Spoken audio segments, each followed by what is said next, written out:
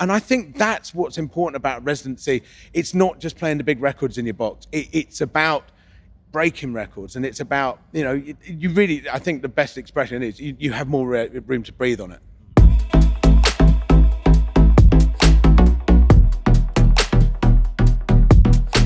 Welcome to episode 34 of your Music Industry Podcast.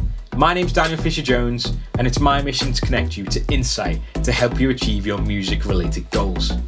In today's episode, we've got Seb Fontaine, and we're talking about DJ residencies, warm-up sets, getting more DJ gigs, and the experience of being the Cream Resident at the legendary Super Club. Today's episode is brought to you by SpinUp.com, so let's jump straight into the conversation with Seb Fontaine. Welcome, Seb Fontaine, to Creamfields. How's your set and how's your preparation for today? Well, I've been preparing, actually, whenever you get a gig like Creamfields, I prepare for this more than most gigs. I'm not playing until a little bit later, so I'm kind of just, I've now got to go see Tall Paul and make sure he's not playing all the tunes that I want, because we play together a lot and we like a lot of the same records. It's nice seeing Creamfields in the sun.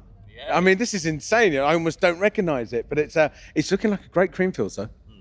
So looking at your career, looking at your world of DJing, a big part of that has been your residency at Cream and of course now being at Creamfields. What has that been like, and could you maybe highlight some of the best experiences of your residency? Well, I mean, the Cream Residency was one of the best things I've ever done. It was, you become part of a Liverpool institution.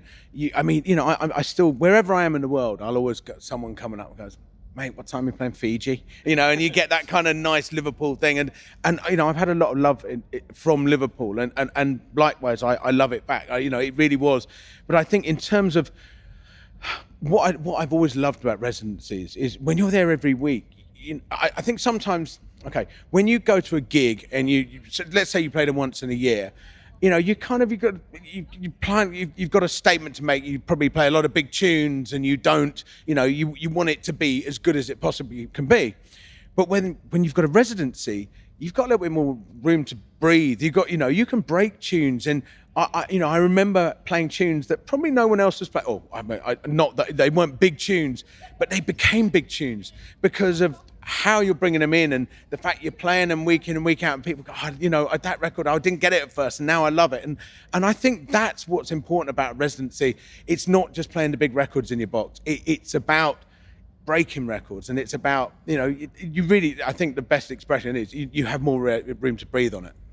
And in regards to warm-up sets, what's your view on warm-up sets? Is it kind of slowly taking the audience, taking them on a journey and getting them to the right level for the next person, or what's your thoughts on warm-up? I mean, I did like a Q&A at a music school, and I said to a load of kids, young DJs, and I said, look, if I walk into a room at 9 o'clock and I'm hearing the Beatport top 10 way too loud, I probably wouldn't book you again. I mean, you think that by you playing big records, it means you're going to get booked. Everything's time sensitive. And if I walk into a room and think, I really like what this guy's playing, and it's just got the right vibe, and it's going in the right direction, and the volume is not, because when you walk into a room, if it's empty and loud, you walk straight out again. You've got to build up the whole thing. And a lot of people, these guys were saying, well, surely though, if we're just playing records that no one's heard, we're not going to get booked again. I said, no, it's the opposite. It's the real opposite.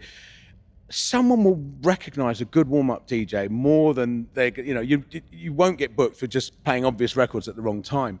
It's really, really important. And, that you watch the room, look at the time, and everything, and build that room. Fantastic. And thanks for sharing that, because that's special. So maybe if there's someone who's stepping into the world of DJing or being in DJing for a few years and they're struggling to get gigs or they're looking to get a residency, what advice would you give to them if they're struggling? I think I've always said, putting on your own night is a really good way of getting noticed, because not only are you opening the door for yourself, but also, if you get people in there, I mean, other people are more likely to book you because you've actually got a crowd. You're not just a good DJ, you've actually got a little bit of a following here. And I think doing your own little nights is a great way of, metaphorically sending mixtapes that no one listens to. Obviously it's links now, but it's very hard to get anything from you know, like a SoundCloud mix or something like that. So I think doing your own nights really shows people that you've got kind of, you know, some effort in you, and you put some love into getting people there, because that's what promoters want from young DJs. They want them to be involved in the whole process of filling that club, and I think that's important. I think that's the best advice. I think do your own thing and build it, and then you'll be way up that pecking order when they're coming to booking DJs. Well, fantastic. So is there any specific tracks you're looking forward to playing out tonight, or any particular tracks that are locked into kind of your psyche from special memories? Yeah, you know what? There's a couple of records that I've done some edits of this week, and there's I got a really nice thing off Eats Everything that he played at Glastonbury that I might open with, and yeah, I'm really looking forward to set tonight. You notice I'm not giving too much away here, right? But yeah, no, I am. You know what? Like I said, with Creamfields, put loads of effort in, do loads of edits, and you know, I've been kind of ringing up all people and going, hey, you know that tune that saw you play at Glastonbury? I want that for Creamfields. You know, doing a bit of begging. So yeah, it's happened. Awesome. Well, thanks a lot for joining us, and enjoy your set, Seb. Thank you very much. Thank you.